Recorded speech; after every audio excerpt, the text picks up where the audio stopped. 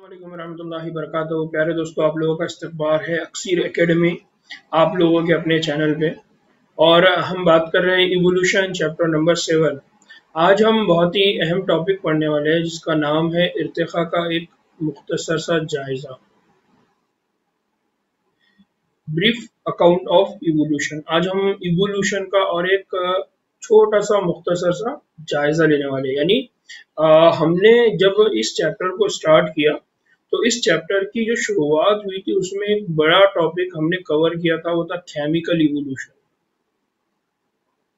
वो था chemical evolution या कीमियाई इर्तिखा। और इसी केमिकल इवोल्यूशन के आखिर में हमने पढ़ा था बायोलॉजिकल इवोल्यूशन। क्या पढ़ा था हमने? Biological evolution. अब जो केमिकल इवोल्यूशन था उसका ब्रीफ अकाउंट हम लोगों ने पहले देख लिया था। अब हम बायोलॉजिकल इवोल्यूशन जिसको हमने पूरा अभी तक पढ़ा हुआ है उसका एक ब्रीफ अकाउंट लेने वाले हैं कि अभी तक हमने क्या समझा हुआ है। तो इस पूरे टॉपिक के अंदर एक कंसेप्ट आप लोगों का क्लियर होगा कि किस तरह से केमिकल इवोल्यूशन हुआ, उसके बाद बायोलॉजिकल इवोल्यूशन हुआ, और बायोलॉजिकल इवोल्यूशन के दरमियान में कौन कौन से इवेंट्स हुए। जैसा हम ये कहते हैं कि केमिकल इवोल्यूशन जब हुआ तो हम ये कहते हैं कि जमीन जो थी एक धमाका हुआ जिसको हम अक्सर बिग बैंग थ्योरी के नाम से जानते हैं, और उस धमाके की वजह से जमीन के ऊपर एक ऐसा इन्वायरमेंट क्रिएट हो गया जो गैसियस था। और फिर ये हुआ कि बारिश होने लगी, बारिश की वजह से वो गैसें जमीन के ऊपर आ गई, एक दूसरे के साथ जमा होने लग गई, उसकी वजह से अलग अलग मैक्रो मॉलिक्यूल्स बने, और उनके बाद उन कीमियाई मॉलिक्यूल्स के बीच में एक इर्तिखा इंटरेक्शन हुआ, तामुल हुआ, जिसके नतीजे में एक सेल वजूद में आया, जिसकी वजह से एक खलिया वजूद में आया। और वहां पर हमने ये कहा था कि ये एक कहानी की तरह हमको मालूम होता है, बट फिर भी सारे साइंटिस्ट ने, उस वक्त के जितने भी इवोल्यूशनरीज थे, जो इवोल्यूशन के ऊपर स्टडी करने वाले लोग थे, उन्होंने उसको एक्सेप्ट किया। अब हम उससे आगे की बात कर रहे हैं कि जब सेल बन गया, जब खलिया बन गया, तो ये खलिया एक था, तो एक खलिया वाला भी जानदार आज मौजूद है, और कसीर खलिए यानी एक से ज्यादा खलिए वाले जानदार भी मौजूद है। तो ये एक खलिए से कसीर खलबी कैसे हुए? फिर कसीर खलबी जानदार है तो उनके अंदर भी अलग अलग काम होते हैं, उनके अंदर अलग अलग फंक्शन होते हैं। कुछ खलिए होते हैं जो सिर्फ रेस्पिरेशन में काम कर रहे हैं, कुछ खलिए है जो सिर्फ डाइजेशन के अंदर काम कर रहे हैं, कुछ खलिए है जो सेंसरी सिस्टम के अंदर काम कर रहे हैं, वगैरह वगैरह। तो अब इस बातों को भी हमको समझना है, और इनके साथ साथ हमको ये समझना है कि कसीर खलबी जानदारों के अंदर कुछ जानदार ऐसे हैं जिनके पास सेंसरी सिस्टम नहीं है, कुछ जानदार ऐसे हैं जिनके पास सिर्फ अंडे देने की सलाहियत है, कुछ जानदार ऐसे हैं जिनके पास डायरेक्टली बच्चे देने की सलाहियत है, कुछ जानदार ऐसे हैं जो सिर्फ पानी में रहते हैं, कुछ जानदार ऐसे हैं जो पानी में भी रहते हैं, जमीन पर भी रहते हैं, कुछ हवाओं में उड़ते हैं।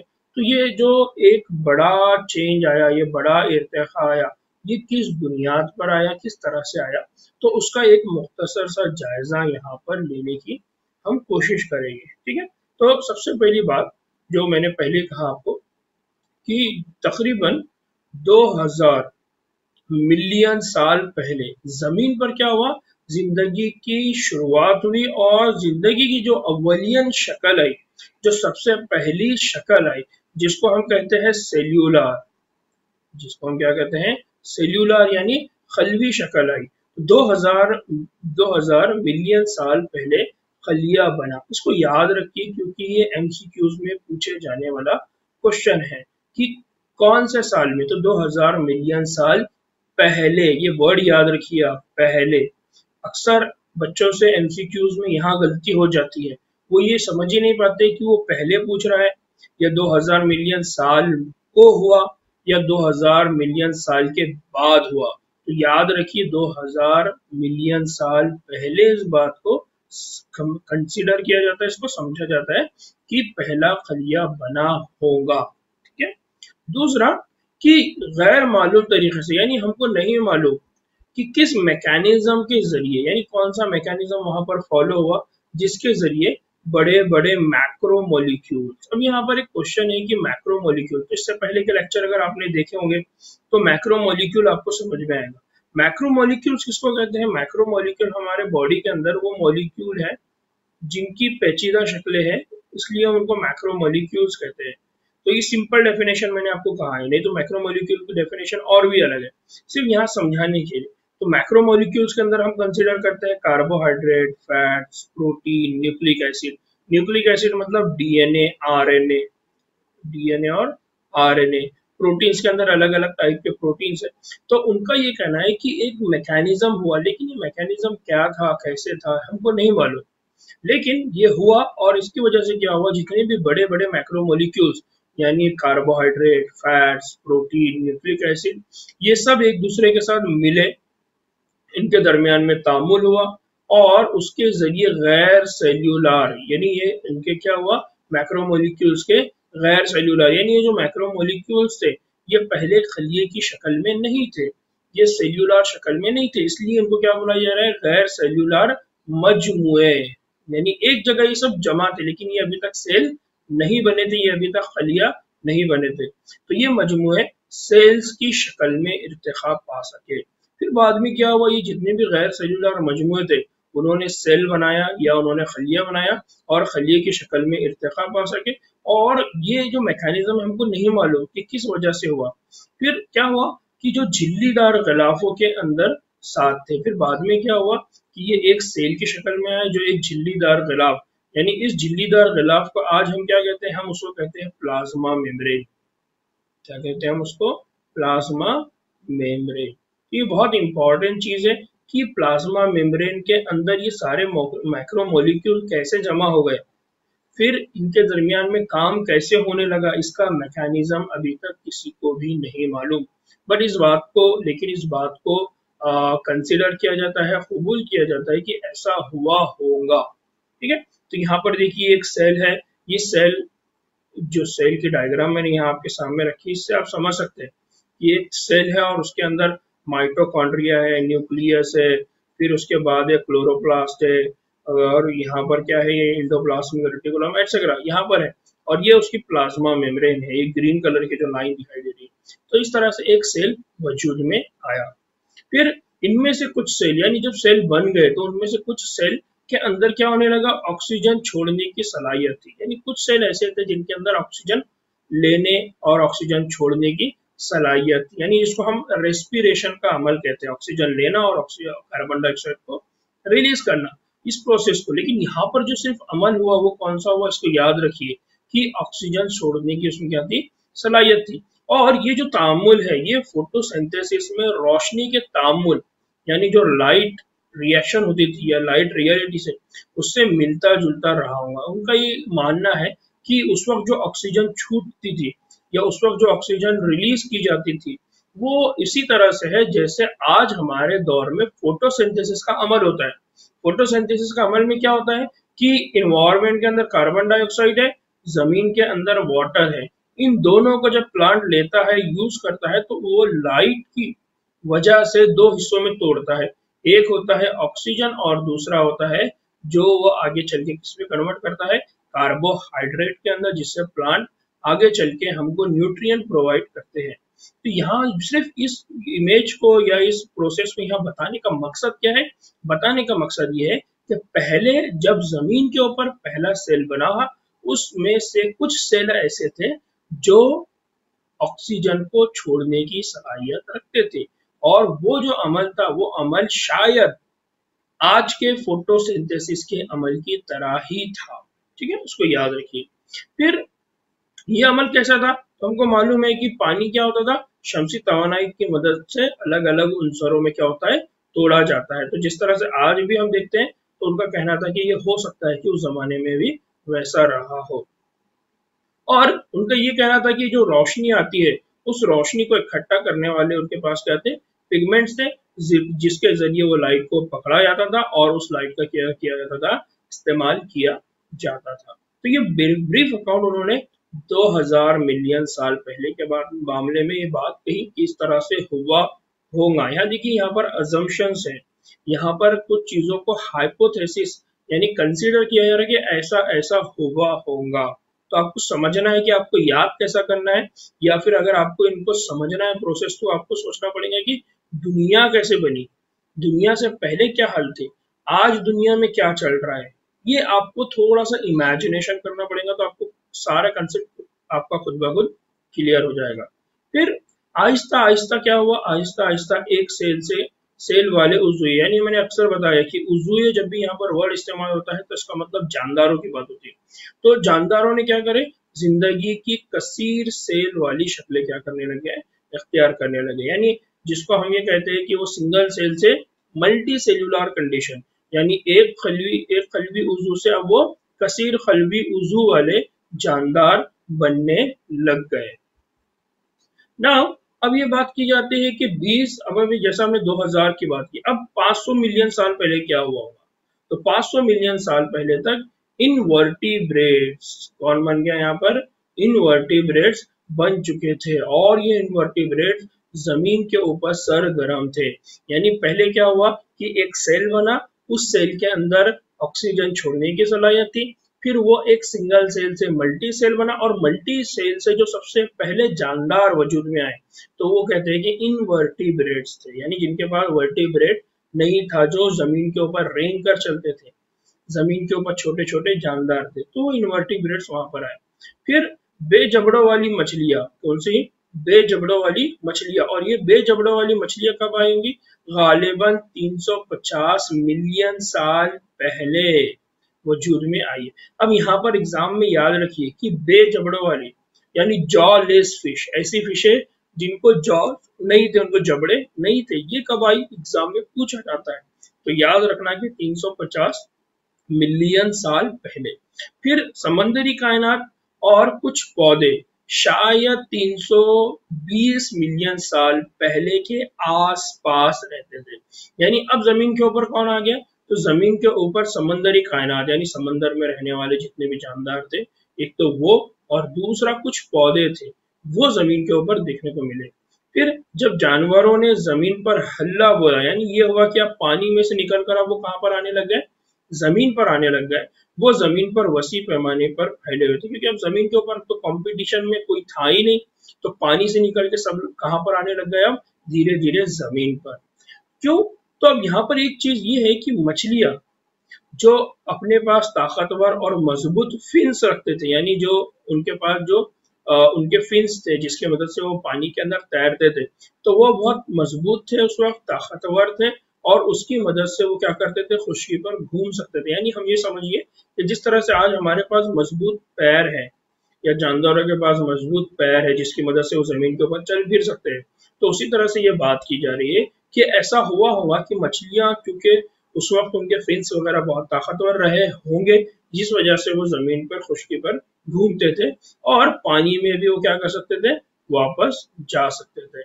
ऐसा 350 मिलियन साल पहले था। यानी कब था ये, 350 मिलियन साल पहले। तो इस बात को याद रखिए कि 350 मिलियन साल पहले क्या हुआ होगा, बेजबड़े वाली मछलियां रही होंगी, और उसके 350 के बाद 320 मिलियन साल के करीब करीब समंदरी कायनात और कुछ पौधे जमीन पर आ गए होंगे। और 350 मिलियन साल में एक और चीज जो देखने को मिली वो ये थी कि मछलियां, क्योंकि उनके फिन्स बहुत ताकतवर थे, इसलिए वो जमीन पर भी आ सकते थे, खुश्की में भी आ सकते थे, और वापस अपने पानी में भी जा सकते थे। इसको याद रखिए, एग्जाम में पूछा जाता है। फिर एक और इसका सबूत ये है कि 1938 यानी 1938 में मगरबी अफ्रीका के अंदर एक मछली पकड़ी गई थी, जो एक सेलाकेंथ, क्या नाम है उसका, सेलाकेंथ थी। इसके बारे में ख्याल था कि वो नापेद हो चुकी है, यानी ये सेलाकेंथ जो मिली, इसके मामले में ये ख्याल था कि ये मर गई होंगी या ये पूरी तरह से खत्म हो गई होंगी। तो खास बात क्या थी कि इनके पास जो फिन्स है ये बहुत मजबूत थे, मतलब इस तरह की एग्जाम्पल हमको मिली है।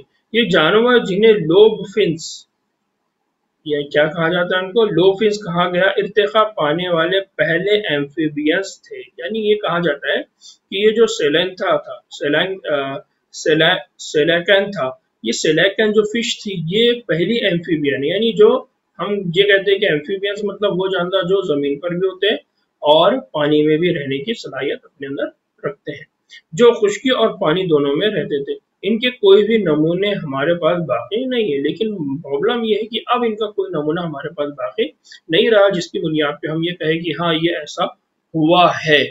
बस हम एक हाइपोथेटिकल एक बोल सकते हैं कि ऐसा हुआ होगा।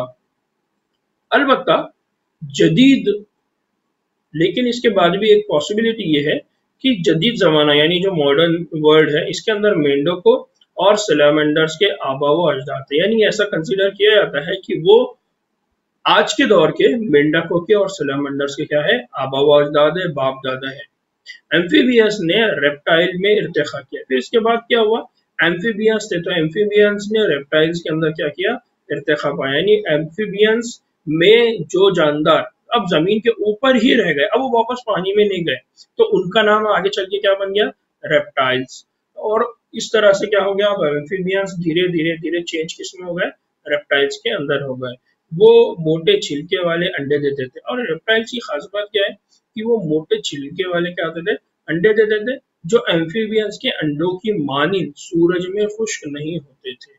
यानी अगर एम्फीबियंस के अंडे अगर आप सूरज में रखेंगे तो खुश हो जाएंगे, लेकिन जो रेप्टाइल्स है उनके अंडे के ऊपर चूंकि सख्त गलाफ होता है, प्रोटेक्टिव गलाफ तो होता है, जिसकी वजह से उनके जो अंडे हैं ये सूरज की रोशनी में खराब नहीं होते, सूख नहीं जाते, खुश्क नहीं होते। तो ये खास बात थी कि एम्फीबियंस जो थे उनमें से कुछ जानदार वो धीरे धीरे जमीन पर ही रहने लगे, जमीन पर ही अंडे देने लगे। अब वो इस इन्वायरमेंट के अंदर अडेप्ट हो गए। अब उन्होंने अपने आप को इसी इन्वायरमेंट के अंदर रहना कबूल कर लिया, अडेप्ट हो गए। नतीजे में ये हुआ कि अब वो स्पेशीज अलग बन गई, यानी पानी और जमीन पर रहने वाले अलग और जमीन पर रहने वाले अलग। तो हमने इस तरह से पढ़ा हुआ है अडेप्टिव रेडिएशन कि किस तरह से जानदार के अंदर धीरे धीरे एक जानदार से एक जानदार दो अलग इन्वायरमेंट के अंदर जाकर अपने आप को जब सरवाइव करने की, अपने आप को वहां पर जिंदा रखने की कोशिश करता है, तो नतीजे में ये होता है कि दो अलग अलग स्पीशीज बन जाती है, दो अलग अलग जानदारों की क्या बन जाती है, किस्में बन जाती है। तो उस एग्जाम्पल को आप यहाँ पर भी अच्छी तरह से उस पॉइंट को आप यहाँ पर भी अच्छी तरह से समझ सकते हैं। फिर हम एक बार फिर इनकी जदीद विरसा यानी आज का जो विरसा है किनका, रेप्टाइल्स का, तो उसमें हम देखते हैं टर्टल्स, उसमें हम देखते हैं टॉर्टाइल्स, और हम उसमें देखते हैं क्रोकोडाइल्स। तो ये जो आज का जदीद विरसा है जो आज हमको दिखाई देता है वो टर्टल्स, टॉर्टाइल्स और क्रोकोडाइल्स है, जिनको आज हम आंखों से देख सकते हैं।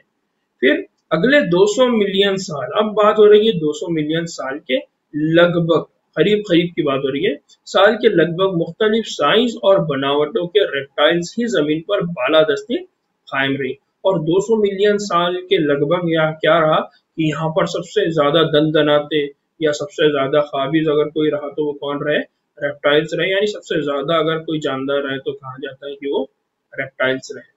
फिर बड़े बड़े फर्श में टेरिडोफाइट्स मौजूद थे, लेकिन वो बतदरीज गिरकर दफन हो गए। इसके बाद कोयले के जखायर बन गए।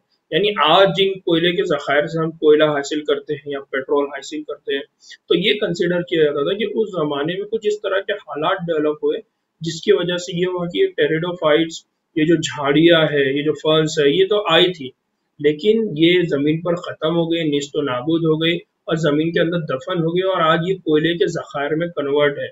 इनसे हम कुछ और हम ये कहते हैं कि हम इनको मादनी जखायर के तौर पर आज क्या करते हैं, इस्तेमाल करते हैं ना। खुशकी से कुछ रेप्टाइल्स खुशकी से कुछ रेप्टाइल्स गालिबन 200 मिलियन साल पहले रेप्टाइल जैसी मछलियों जैसे जैसे एक्टिया इक्तियोसॉर्स, क्या नाम है उसका, इक्तियोसॉर्स को वजूद देने के लिए वापस पानी में चले गए। अब ये बात भी थोड़ी अजीब मालूम होती है, लेकिन चूंकि अब ये बात बताई गई है इसलिए इसको याद रखना है कि खुशकी से कुछ ऐसे रेप्टाइल्स थे और वो गालिबन 200 मिलियन साल पहले वापस पानी में चले गए और उन्होंने वहां पर तो नई मछलियों को क्या किया, जन्म दिया। खुशकी के रेप्टाइल्स बिलाशुबा डायनासोर्स थे। अब ये एक और इम्पोर्टेंट चीज है कि खुशकी के रेप्टाइल्स कौन रहे होंगे, तो इसमें एक है डायनासोर। इनमें से सबसे बड़ा यानी इनमें सबसे बड़ा जो डायनासोर था वो टायरानोसोरस रेक्स। कौन था वो, टायरानोसोरस रेक्स। इसको याद रखिए क्योंकि एग्जाम में इस पर क्वेश्चन पूछे जाने के चांसेस है। जिसकी ऊंचाई तकरीबन 20 फीट थी, यानी उसकी हाइट इतनी ज्यादा थी, और इसके बेहद बड़े खौफनाक खंजर जैसे दांत थे। यानी जिसको हम जो आपने जुरासिक पार्क मूवी देखा होगा, वो पिक्चर इसी टॉपिक के तहत बनी थी कि मतलब एक जमाना दुनिया में ऐसा भी गुजरा जब सिर्फ यहाँ पर है तो डायनासोर्स रहते थे, और उनमें सबसे बड़ा डायनासोर ये था कि उसके तकरीबन 20 फीट उसकी हाइट थी और उसके बड़े बड़े दांत थे।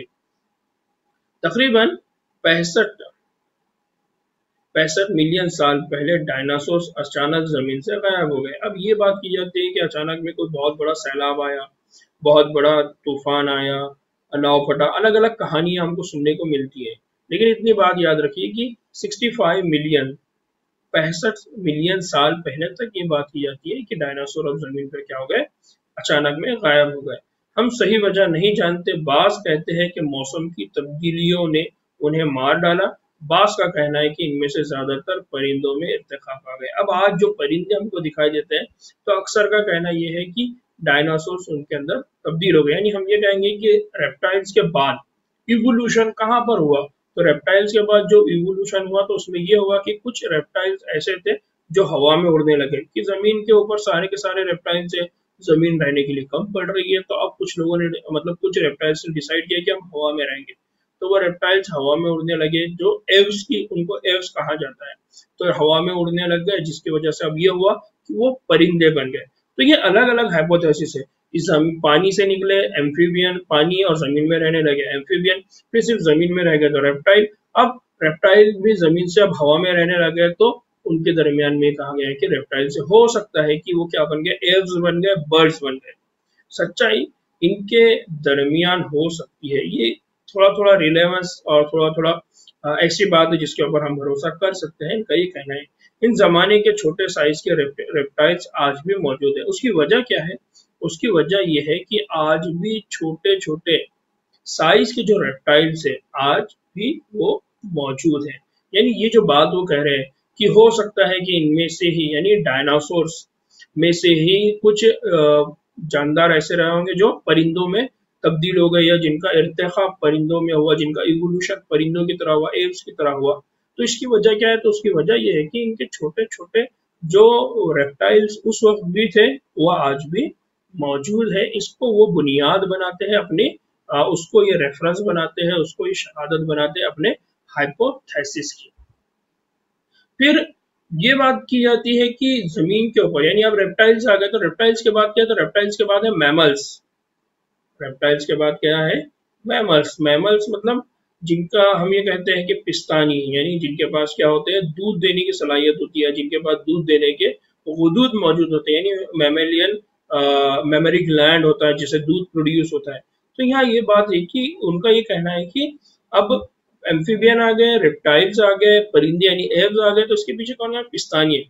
तो पहले जो पिस्तानिये थे, पहले जो पिस्तानिये यानी या पिस्तानिये होना चाहिए था, या तो गलती से है आ गया, तो वो पिस्तानिये कैसे थे, तो वो गरमखोर चूहे जैसे थे। अब ये जो गरमखोर चूहे हैं यहाँ पर, यहाँ थोड़ा स्पेलिंग मिस्टेक लगती है, तो मैं यहाँ पर सिंपल इसको कह रहा हूँ कि पहले पिस्तानिये ऐसे थे जो चूहे जैसे थे।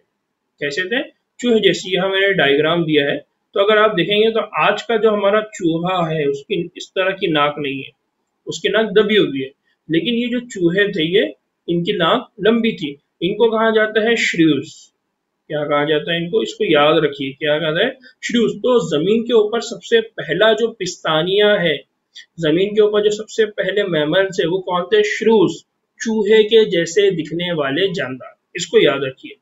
इनके रकाजात यानी इनके जो फॉसिल्स है, इनके जो बकायात है, यानी किसी जमाने में अगर रहे होंगे तो मर गए होंगे, और मरने के बाद जो इनका बचा कुचा है जिसको हम क्या कहते हैं, रकाजात, छोटे साइज के हैं। यानी आज जो रकाजात इनके मिलते हैं, जो इनके फॉसिल्स मिलते हैं, तो वो कैसे है, छोटे साइज के हैं।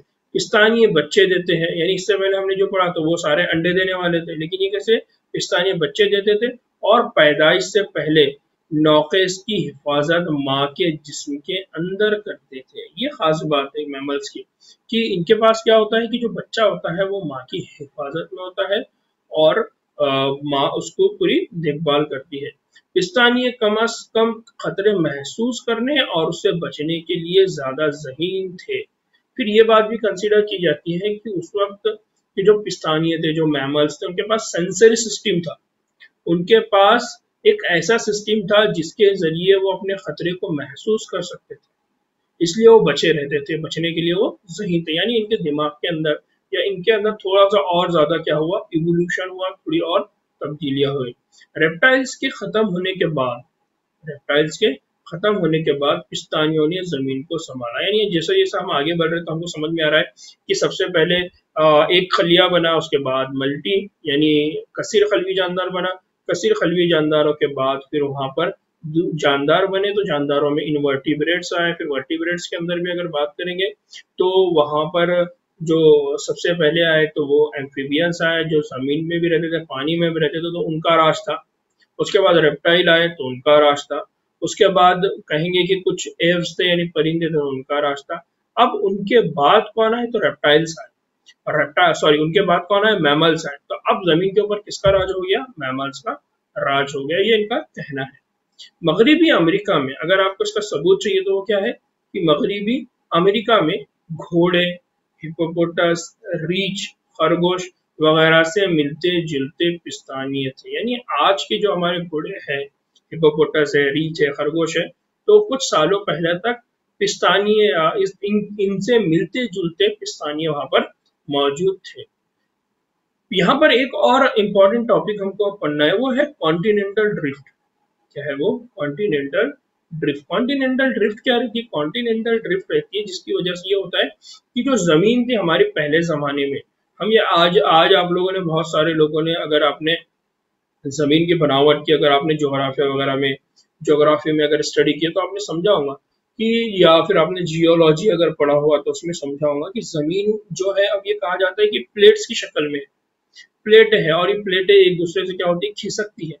तो जब प्लेटें एक दूसरे से दूर जाती है, यानी जमीन एक दूसरे से क्या होती है, दूर जाती है, पानी के अंदर ये पूरा प्रोसेस होता रहता है। जिस तरह से नाव हमारे पानी के अंदर है, पानी के अंदर जहाज है, या पानी के अंदर अगर आपने कुछ ऐसी चीजें डाल दी है जो पानी के अंदर डूब नहीं सकती, तो एक दूसरे से क्या होती है, अलग होती है, एक दूसरे के करीब आती है। तो जमीन की जितनी प्लेटें हैं, अगर जमीन से निकलने वाली गर्म हवाओं की वजह से, जमीन की वजह से, टेम्परेचर की वजह से उन प्लेट्स के अंदर चेंजेस आते हैं, वो एक दूसरे से अलग होते जाती है, तो उसको कंडीशन को कहा जाता है ड्रिफ्ट। और इस पूरे कंडीशन को, क्योंकि ये पूरे कंटिनेंट में हो रहा है, पूरे जमाने कायनात के अंदर हो रहा है, अलग अलग जगह पर ये हो रहा है, तो इसको कहा जाता है कॉन्टिनेंटल ड्रिफ्ट। तो ये कहा जाता है कि कॉन्टिनेंटल ड्रिफ्ट की वजह से जब जुनूबी अमेरिका, बहुत अच्छे से याद रखिए क्या बोल रहा हूं मैं, जुनूबी अमेरिका शुमाली अमेरिका से जुड़ा, क्या हो रहा है, जुनूबी अमेरिका किससे जाके जुड़ गया, शुमाली अमेरिका से। तो शुमाली अमेरिका के फालोना फाउना फाउना यहाँ फालोना हो गया, फाउना ने उन्हें दबा दिया। यानी क्या हुआ कि जब जुनूबी अमेरिका और शुमाली अमेरिका एक दूसरे से जुड़ गए, तो जुनूबी अमेरिका के अंदर क्या हो गया, शुमाली अमेरिका के जो फाउना थे, यानी जितने जानदार शुमाली अमेरिका में रहते थे, वो सारे जानदार जुनूबी अमेरिका में आ गए। अब उन्होंने वहां जो मौजूद जानदार थे उनके ऊपर गलबा पा लिया, गलबा पाके उनको दबा दिया, उनको सप्रेस कर दिया।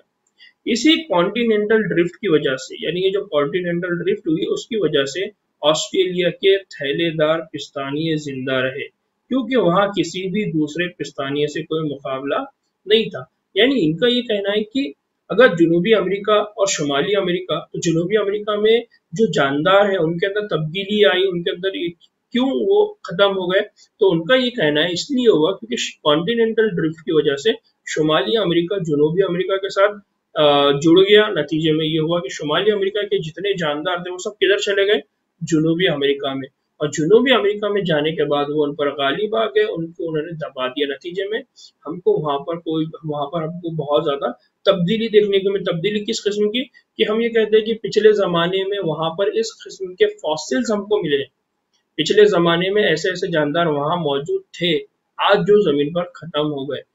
ये क्यों, क्योंकि ये हम इसलिए रेफरेंस देते हैं क्योंकि हमारे को ये सिर्फ फॉसिल्स रिकॉर्ड में देखने को मिलते हैं, आज वो जानदार कहीं पर भी मौजूद नहीं है। तो इस तरह से ये लॉजिक उसके लिए लगाते हैं। लेकिन अगर ऑस्ट्रेलिया की बात करें तो ऑस्ट्रेलिया के अंदर थैलेदार पिस्तानिये पहले भी थे, आज भी है। उसकी वजह क्या है, उसकी वजह यह है कि वहां पर किसी भी किस्म का पिस्तानियों और मैमल्स के बीच में कोई कंपटीशन नहीं था।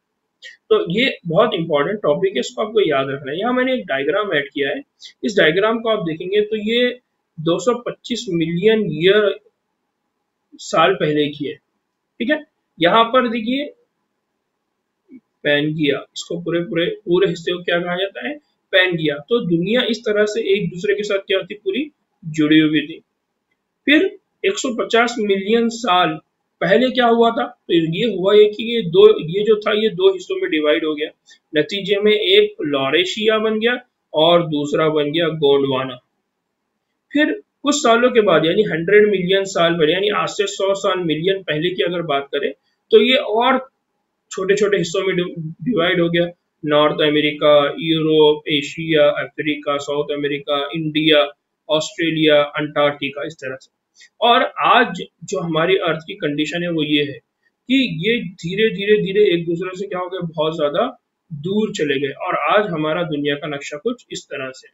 तो ये क्यों हुआ, तो ये इसलिए हुआ क्योंकि जमीन के ऊपर कंटिन्यूअसली कॉन्टिनेंटल ड्रिफ्ट होते रहती है, जमीन एक दूसरे से खींचती चली जाती है, दूर होते चले जाती है। तो ये कॉन्टिनेंटल ड्रिफ्ट है, इसकी थ्योरी को आप और अच्छे से पढ़ सकते हैं, रीड कर सकते हैं। अगर आप पढ़ेंगे तो आपको और कंसेप्ट क्लियर होगा।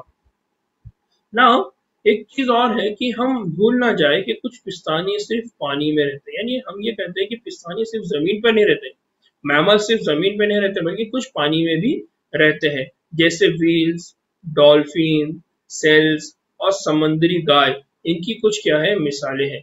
घोड़े, हाथी, कुत्ते वगैरह के इर्तिका की मखसूस कहानियां, यानी हम अलग अलग कहानी हम लोगों ने सुन के रखी है।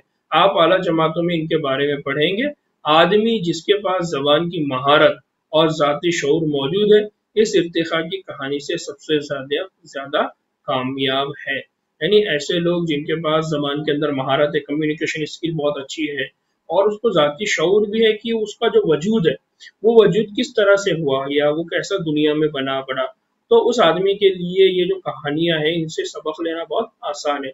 और हम भी यही देखते हैं कि ये जो है चीजें हैं ये हमको कुछ इस तरह से लगती है कि बस ये कहानियां हैं, इनके अंदर कुछ कुछ सच्चाई, कुछ कुछ झूठ, अलग अलग तरह की चीजें लगती है। क्योंकि ये हमारे सिलेबस का हिस्सा है, इससे हमको समझने की जरूरत है, इसको हमको सीखने की जरूरत है, इसलिए हम इसको पढ़ते हैं। लेकिन हमारे नजदीक ये है कि भाई हम आदम की औलाद है, आदम मिट्टी से पैदा किए गए, पर्पसफुली पैदा किए, जमीन पर उनको भेजने का एक मकसद है और अल्लाह ताला ने उनको सारी गाइडलाइंस के साथ भेजा है।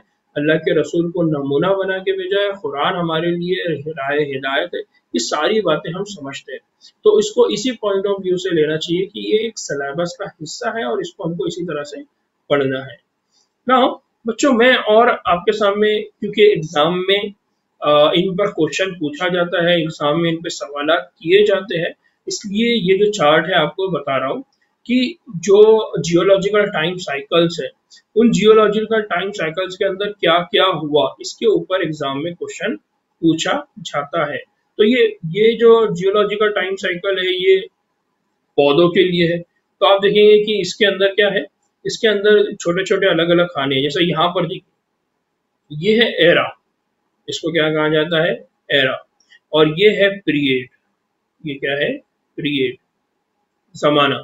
और ये जो है ये एरा है, तो 3 एरा है जिसको मतलब पैलियोजोइक, मीजोजोइक और यहाँ पर है कार्बोनिफेरस। इसको हम आगे चल के पढ़ेंगे। यहाँ पर पैलियोजोइक का मतलब क्या है, जो ओल्ड है यानी जो पुराना जमाना है। मीजोजोइक का मतलब जो मिडल वाला है, जो दरमियानी जमाना रहा। और कार्बोनिफेरस यानी जो आज का जमाना है, जो मॉडर्न वर्ल्ड है जिसमें हम जिंदगी गुजार रहे हैं। तो ये कहा जाता है कि जो पैलियोजोइक एरा था उसके अंदर 4 दौर है। एक है सिल्यूरियन, एक है डेवोनियन, एक है सेडिफेरस और एक है परमियन। इसी तरह से मीजोजोइक के अंदर ट्राइसिक, जुरासिक, क्रिस्टेशियन।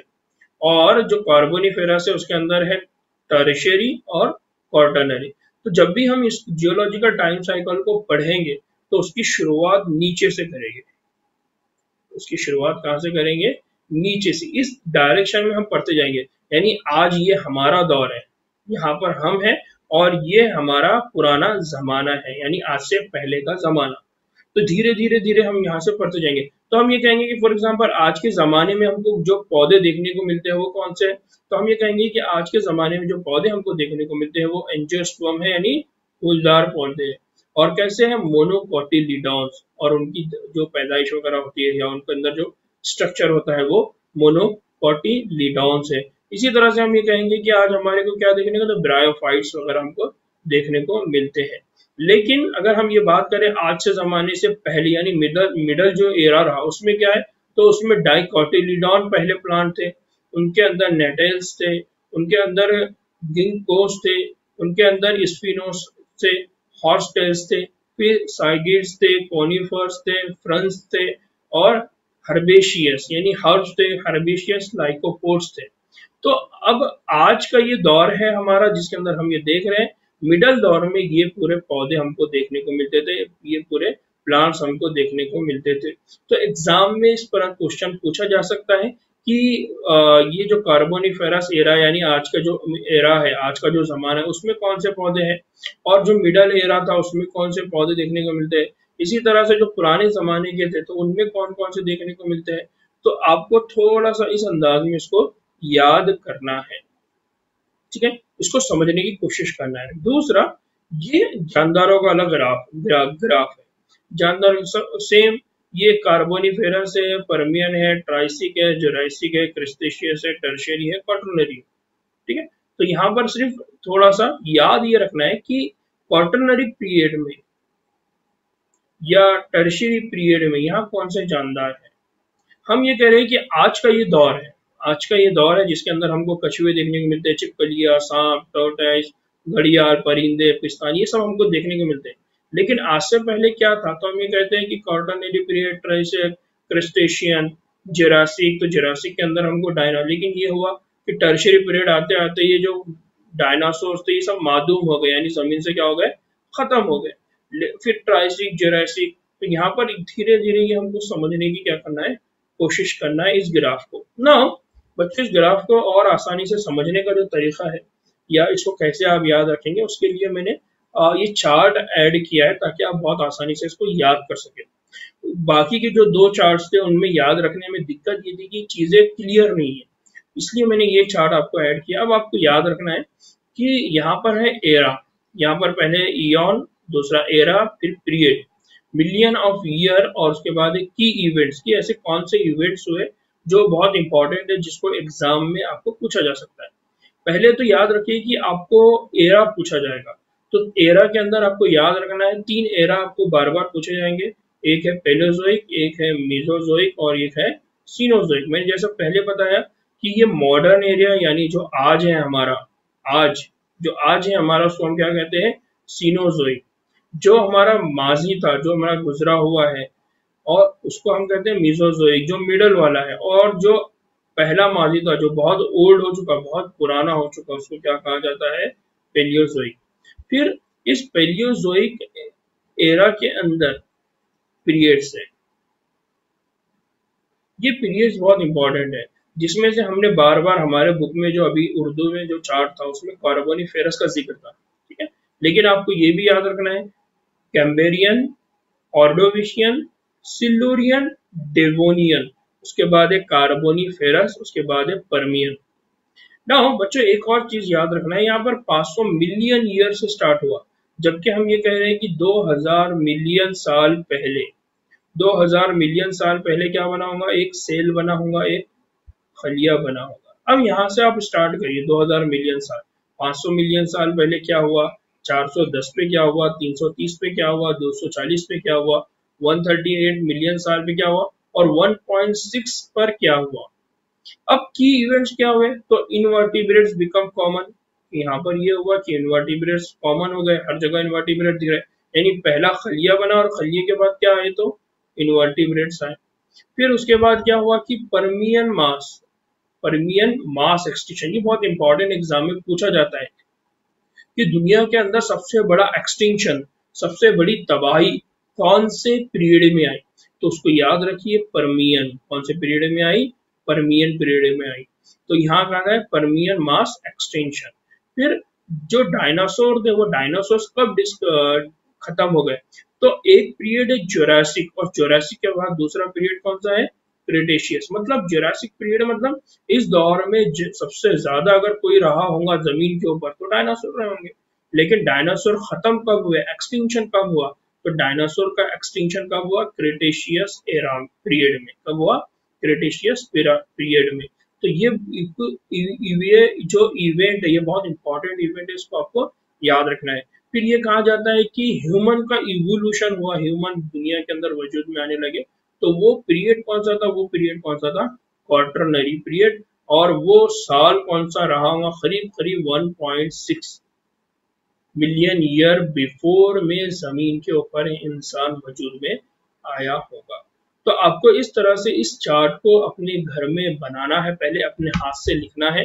और खास बात यह है कि इस चार्ट से नीट एग्जाम में क्वेश्चन पूछा ही जाता है। आपने अगर कहीं मार्क बायोलॉजी में नहीं लिए, लेकिन यहाँ मार्क आपने नहीं छोड़ना है, क्योंकि यहाँ से एग्जाम में क्वेश्चन होता ही है। ठीक है, तो उम्मीद है कि आज का ये लेक्चर आप लोगों को बहुत मज़ेदार लगा होगा। तो दुआओं में याद रखिए। इससे रिलेटेड अगर आपको कोई डाउट है, कोई क्वेश्चन है, कोई सवाल है, तो आप लोग वीडियो के यूट्यूब चैनल पे भी आप क्वेश्चन कर सकते हैं, या मेरे व्हाट्सएप पे भी कर सकते हैं, फेसबुक पर भी कर सकते हैं, और इसी तरह से मेरे ब्लॉग पर भी जाके आप लोग क्वेश्चन कर सकते हैं। ठीक है, दुआ में याद रखिए। इंशाल्लाह नए लेक्चर के साथ मुलाकात होंगी। और खास एक और ख़ास बात कि आप लोग जब वीडियो देख रहे हैं तो इसको ज़रूर लाइक करें, इसके ऊपर कमेंट करें। ये लाइक और ये कमेंट आपके दूसरे दोस्तों तक इन वीडियोस को पहुंचाने में आसानी पैदा करता है। ठीक है, चलिए, अस्सलाम वालेकुम रहमतुल्लाहि व बरकातहू।